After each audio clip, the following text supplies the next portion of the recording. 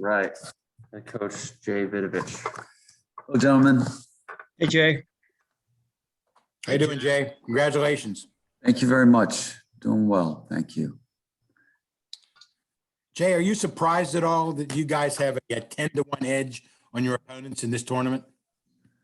We have a 10-1 edge in terms Goals. of Yeah, scores. No, I mean, I think we've had moments a year, from the, fall and spring where we were pretty efficient with our goal scoring. So I'm not surprised. I mean, but I expect that easy. I mean, to have that many goals at this time, no.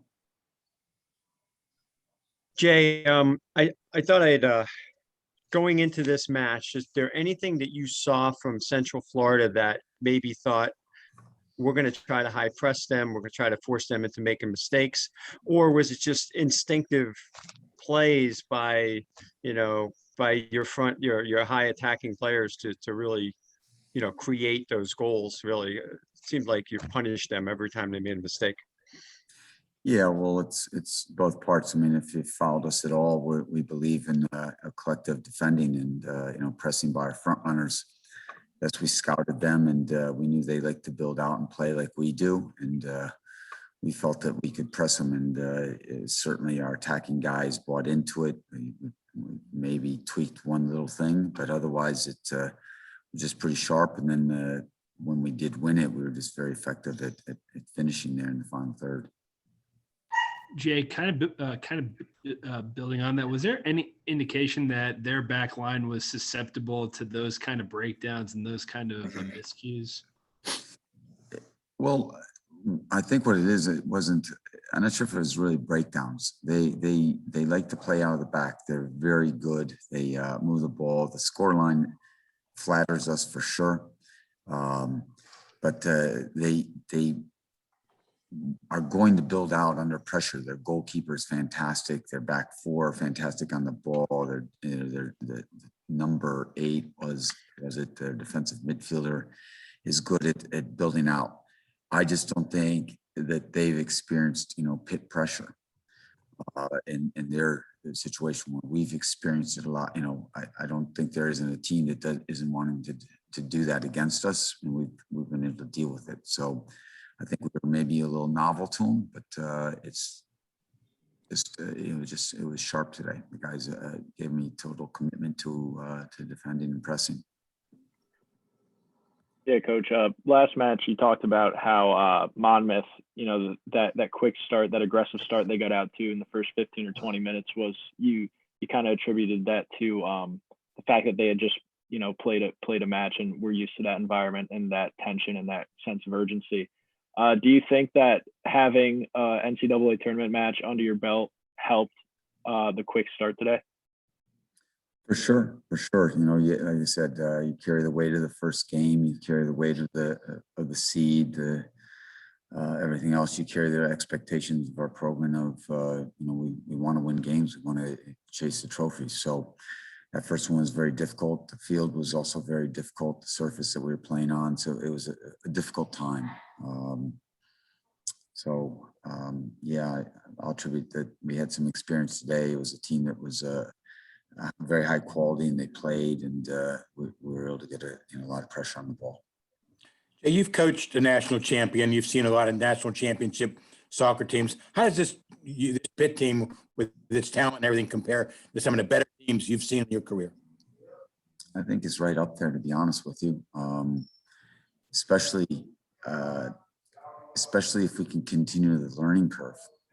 As you said, the difference the way we started against Monmouth to where we were today, that can sometimes take years or a season to gather, and our guys figured it out after one game.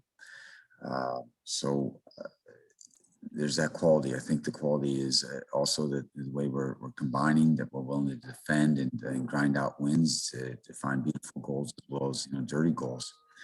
I also think that we're starting to not only be healthy, but we also have guys who know how to do their job and come off the bench and really help us out. Jay, Hey, go ahead, Craig. I'll let you go first. Oh, great. Thank you, Jay. How how does, because Bertan and Nas are obviously, they're playing here during Ramadan, and, that involves fasting from a sunrise to a sunset. I'm sorry, I can't hear. Can you hold on one second? Sure. There's somebody in the hallway. I can't hear. Sorry. No, it is. But no you're problem. talking about Bertan and Anas about with Ramadan. Yeah. How do because that obviously takes a certain level of self-discipline, and perseverance when you pair that, with a very, I would imagine, intensive training and playing games. How do they seem to be handling it? They're doing great. I think the biggest indication was in the Monmouth game when I pulled Bertan out. He got a little emotional, and I told him I told him, hey, I'm just trying to make sure you can make it through the game and finish the game. And he's like, Coach, I've been doing this for 15 years. I think I know how to do it. So they've experienced it before. They know how to deal with it. They're very focused with when and how they eat. So, and when they sleep, when they take the rest and hydrate. So they know how to negotiate it fairly well. Coach, in terms of Washington, I know you probably haven't had time to think about them at all, but I mean, just looking ahead, what do you know about that program, what they can do, what they do well, and what type of matchup should we expect on Monday? Yeah, the reputation of the program is fantastic. They're a team that continually gets into the Elite Eight. I'm not sure if they've ever made it to the Final Four, but they have got young men who make it into pros and have success there. So they're a very driven team. They have a history of success, and they're a team that their coach has them very well organized defensively, and they are, let's say, like a typical mid-level team style of play of in the Premiership, where they're very much they run people in the channels. They put the ball into space. They try and get behind you. They put balls in the box and create melees. So they're a tremendously difficult team to play. They'll pose a lot of challenges. So it'll be just the opposite of what we saw today.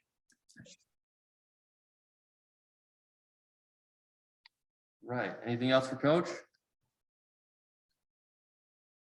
It's like You guys good, or is there anything else can help you with? Actually, one more thing here, Jay. What was going through your mind there? Watching the tournament's top overall seeded team that had beaten you guys twice this season. What was going through your head, or was that scene like watching them lose? I guess somewhat unexpectedly.